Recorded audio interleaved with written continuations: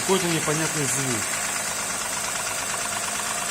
Где-то как будто сзади.